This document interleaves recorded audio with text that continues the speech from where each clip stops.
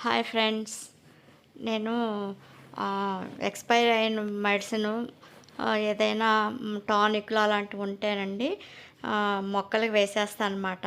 అవి మంచిదే కదా అని చెప్పి వాటర్‌లో డైల్యూట్ చేసి మొక్కలకి వేస్తాను. చాలా బాగా గ్రోత్ అయితే చాలా హెల్తీగా ఉంటుంది. మళ్ళా పూత, కాత అంతా చాలా బావుంటుందండి.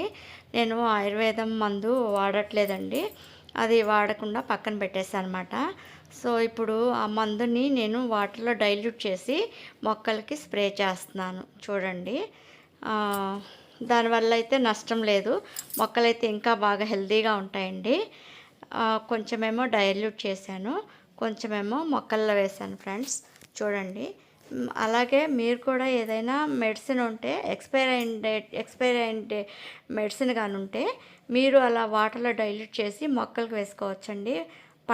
పడేయన అవసరం లేదు. మొక్కలైతే వాటి వల్ల నష్టమైతే ఏం జరగదు మొక్కలకి.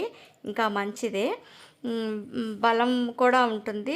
ప్లస్ ఏదైనా చీడ, పీడ ఉన్నా కూడా పోతుందండి. మీరు ఒకసారి ట్రై చేసి చూడండి. దీనివల్ల అయితే నాకైతే మంచి రిజల్టే కనపడింది. అది. థ్యాంక్ యూ అండి. మీకు నచ్చితే కనుక మీరు ఇలా ట్రై చేసి చూడండి.